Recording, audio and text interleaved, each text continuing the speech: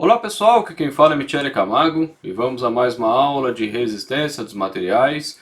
E agora a gente vai falar a respeito de cargas axiais, mais especificadamente como calcular a deformação elástica de um elemento e também a convenção de sinais para cargas axiais. Cargas axiais a gente já falou em aulas anteriores, nada mais é do que uma carga de tração ou de compressão. Tração tem o sentido de aumentar o tamanho do objeto e compressão no sentido de diminuir. Bom, antes da gente começar, você já baixou o nosso e-book, né? Os 9 conceitos básicos que você precisa saber para entender resistência de materiais. Se não baixou ainda, tem uma descrição, tem um link na descrição do vídeo. Basta você cadastrar lá e baixar, é gratuito.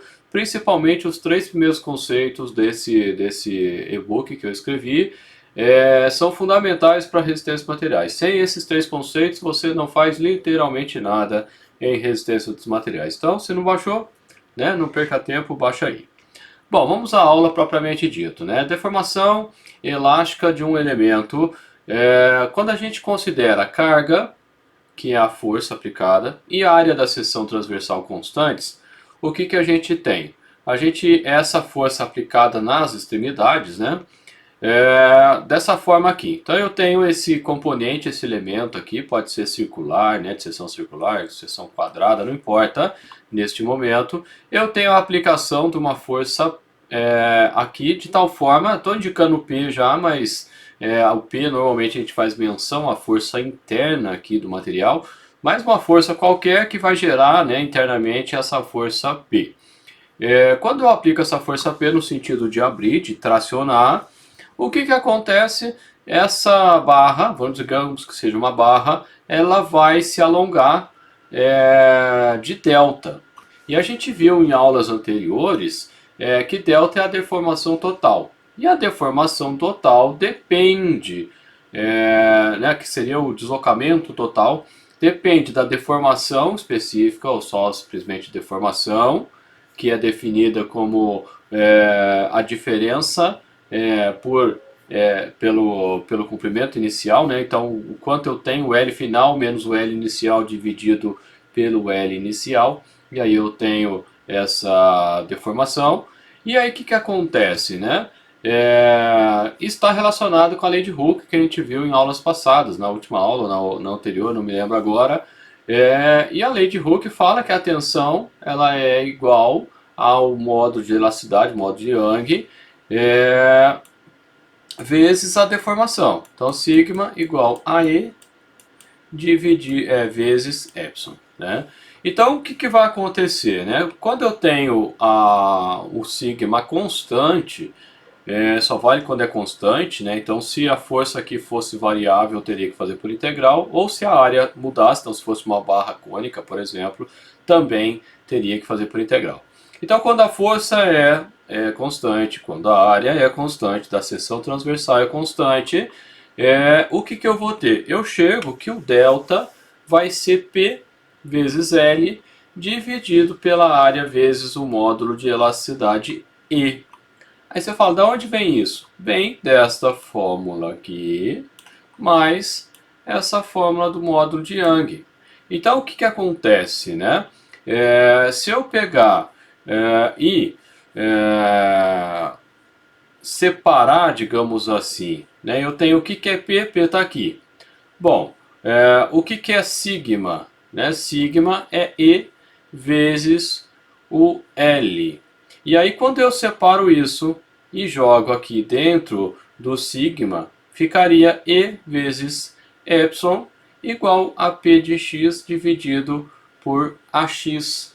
Só que o epsilon ele também está relacionado com delta. Então quando eu faço essa relação e jogo aqui, eu chego que a deformação total que eu vou ter aqui vai ser a força aplicada vezes o comprimento que eu tenho dividido pela área vezes o modo de elasticidade. Então sai juntando essa fórmula com essa fórmula aqui, mais a definição de delta que a gente viu lá no comecinho, lá em propriedades, né, na parte de propriedades dos materiais. Mas lembrando, essa fórmula só vale se a força for constante e se a área for constante. Se variar um desses dois, ou os dois, eu tenho que fazer por integral, né? Então eu tenho que colocar aqui o elemento que varia, né, em função de x e a área variando em função de x, e aí eu calculo por integral.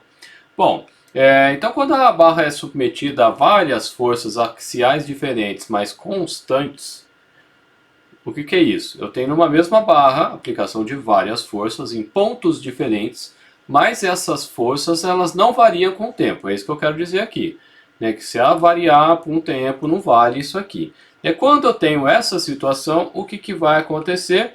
Eu vou ter que o somatório de delta vai ser igual a P vezes L dividido por AE também. Então eu consigo calcular, digamos assim, o valor de delta pelas várias deformações que eu vou ter nesses trechos onde eu tenho essas forças distintas.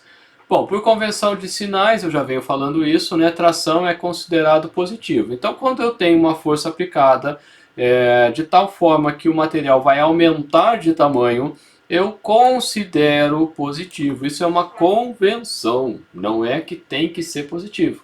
Poderia ser negativo, considerando que compressão é positivo, mas é uma convenção, né? Então, a maioria dos autores de resistências materiais adotam essa convenção. Então, a minha sugestão é que você faça isso também. Então, vamos ver aqui um exemplo, né, relacionado à convenção de sinais. Então, digamos que eu tenho essa barra, que foi o exemplo que eu acabei de falar, onde eu tenho essa força de 5 aqui, essa força de 8 kN aqui, essa outra força de 4 e essa força de 7. Então eu tenho a força de 5 e a de 7 para a esquerda e a de 8 e 4 kN para a direita. Então o que vai acontecer? Eu vou ter trechos nessa barra que estarão sujeitas a tração e outros trechos sujeitos, ou outros trechos, vamos ver ainda, sujeitos à compressão. Então, ou seja, é isso que a gente acabou de falar, que a gente usa lá o somatório, né, para identificar qual que é o L total. Bom, em cada comprimento, LAB, LBC, né, pode ser diferente. Aqui a gente não tem essa informação neste exemplo, porque é só para mostrar, né, o valor. Bom, o que a gente faz, né, quando a gente vai fazer uma análise, isso é estudado inclusive lá em estática também, né, eu vou fazer a análise do trecho AB, e aqui, ou onde eu tenho a mudança de força. Então eu tenho essa força de 5 kN, e eu vou até onde tem outra força, nesse caso a de 5. Então eu tenho que fazer um corte aqui. Quando eu faço esse corte, o que vai acontecer? Fazendo o diagrama de corpo livre desse corte, eu vou ter a força de 5 kN e a força PAB, que nesse caso é 5 kN, porque eu só tenho essa força para cá, uma para a direita e outra para a esquerda. Fazendo a mesma análise que a gente fez, então eu continuo seguindo a barra até ter uma outra mudança. Onde eu tenho outra mudança? Aqui no ponto C, então eu tenho que fazer um outro corte aqui. Então tanto faz eu pegar esse lado da esquerda ou o lado da direita para fazer a análise. Eu escolho o lado que eu achar mais bonito, né? Não tem também nenhuma obrigatoriedade. É óbvio que a gente procura escolher aquele que tem menos força, que é mais simples, para chegar mais fácil no resultado, né? Mas se você pegar um lado e depois pegar o outro, os valores têm que ser iguais. Bom, então aqui eu vou ter a força de 5 kN que eu já tinha, a força de 8, e eu tenho aqui a força PBC. Por que ela vale 3? Bom, porque eu tenho 5 para a esquerda e tenho 8 para a direita. Então, para que eu continue em equilíbrio, não estou aplicando, não estou escrevendo as fórmulas aqui das equações de equilíbrio, que é uma das três primeiras lá do e-book que eu comentei, né? Quando eu faço aqui, para que isso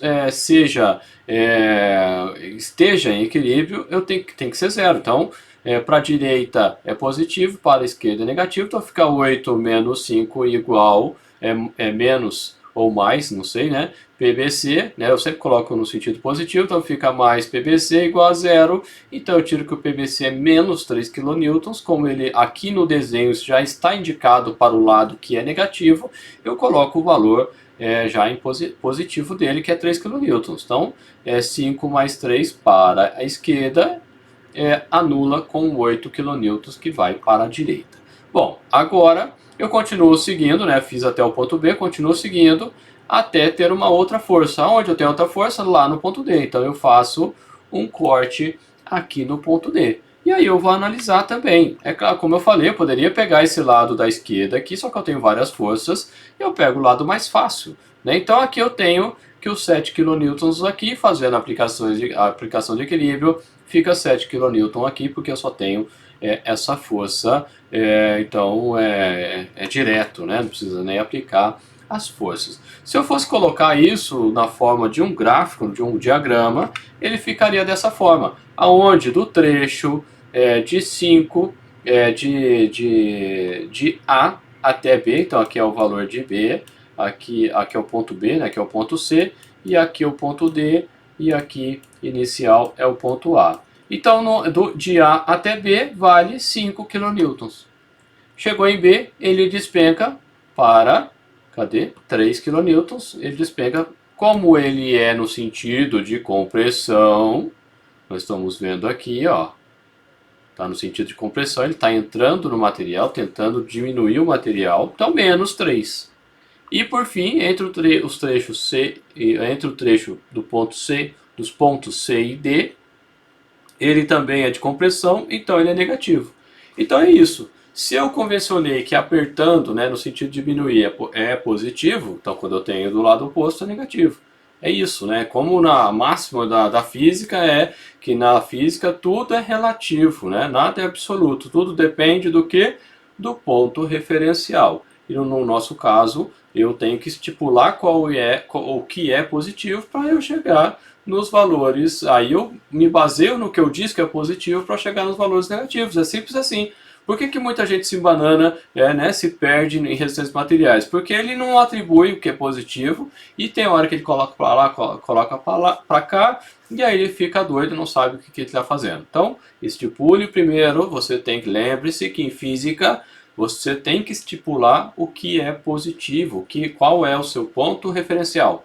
A partir do que é ponto referencial, vetores, né, o que é para aquele na mesma direção, positivo na posição oposta negativa. E agora eu quero saber de você o que você achou dessa aula, né? Se você gostou, coloque nos comentários. Se não gostou também, pode colocar nos comentários sem problema nenhum. Se gostou do vídeo, compartilha, dê um joinha, tem algumas informações na descrição do vídeo e a gente se vê no próxima aula, beleza? Um abraço e até a próxima.